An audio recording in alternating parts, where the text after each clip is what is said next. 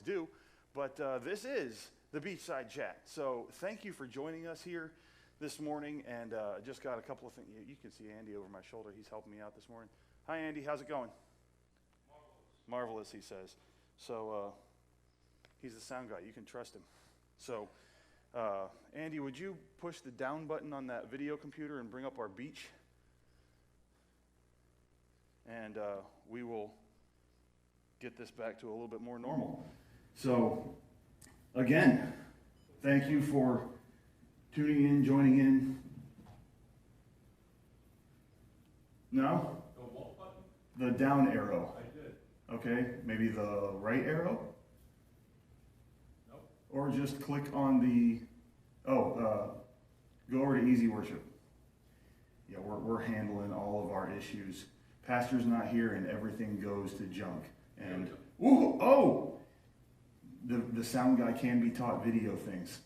So, thank you for putting up with our, I don't want to say ineptitude, but maybe that's the best word. So, let me just jump right into this. And this is just the stuff that's coming up. And we're really excited about what the summer has to bring. Right now, all the teachers are excited because they're in the school building over there and they're buttoning up some things to finish out the year, making sure report cards are ready, the classrooms are straightened up from the destruction that the students brought. But they're excited because there are no students in the classroom right now, and that's exciting. And next week, there won't be anybody here. So the offices will be open in some modified summer hours, but we'll be here, but they won't be here. But there's more stuff coming up. First, tonight there's an Eaton meeting.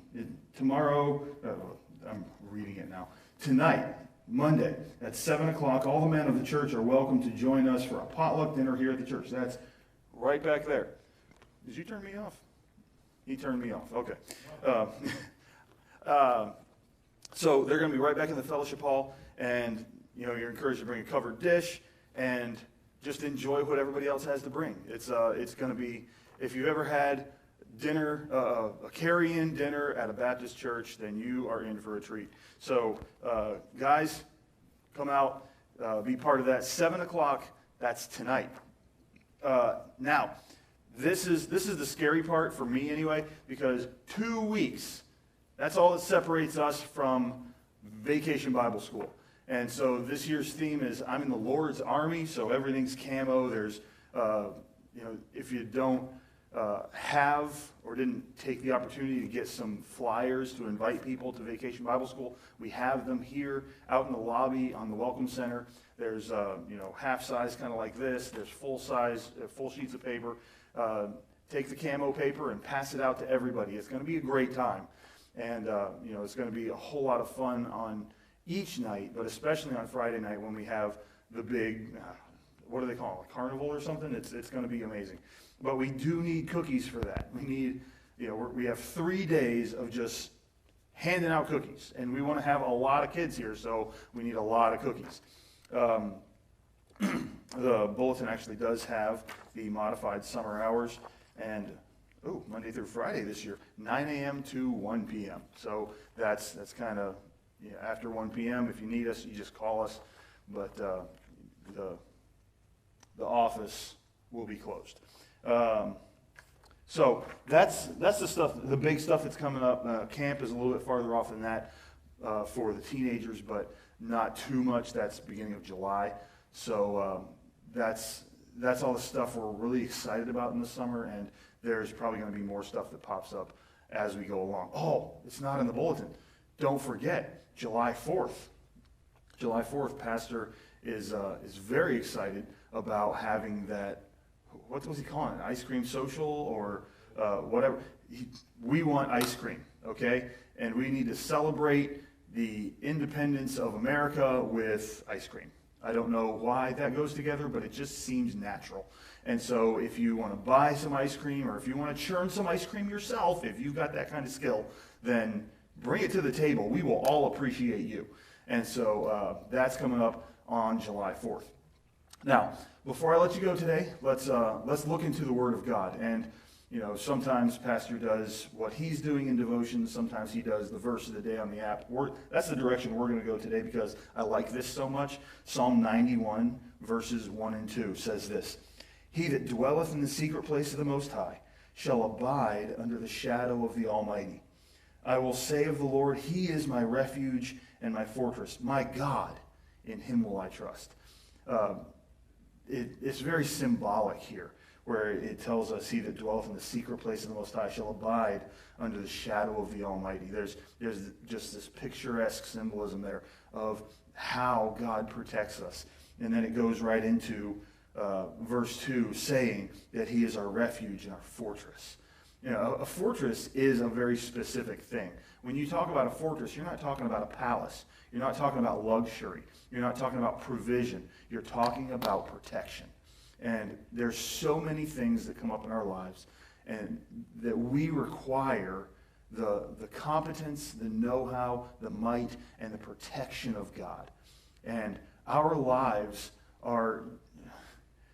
Everything that hasn't happened to us yet, everything in the future is a mystery, right? We can hope for tomorrow, we can plan for tomorrow, but we don't know about tomorrow. But we have a God that does. And because He knows, He's prepared. And because He's prepared, He can provide and protect. And wow, all these P words, and it could just be a great outline there. But God is our fortress, our refuge. And I kind of think a little bit differently than other people. I tell you this all the time. But when it says we abide in the shadow of the Almighty, I kind of get this picture of like if a little kid on a playground is being picked on by a bully, and then the shadow of his older brother comes and just covers him, and his big brother is in the background going, "No bully's going to pick on my little brother." And that's kind of, I told you, I'm weird. But that's kind of the picture I get. That's God in our distress, coming up behind us, covering us in His shadow, saying, "I'm here.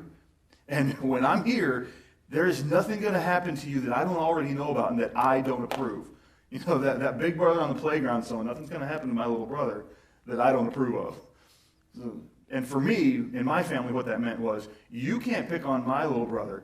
I'm going to pick on my little brother. Like I said, I'm weird. But I love the picture that God gives to us of His protection and His fortress-like protection for us. It's just, I know, I gave you a little too much of a window into my mind. It's strange. But thank you for being here with us today. Thank you for joining us on the beachside. Be praying for the ministry as the building fund, the building program is moving forward, and it is moving forward. We're excited about that. Pray that God will provide. Pray for your fellow believers here at Faith. If you have prayer requests that you'd like us to pray about, mention them in the comment section, or you can call or message Faith's Facebook page, and we'll make sure that we have people praying for you. So thank you for being with us today. I hope you all have a great day.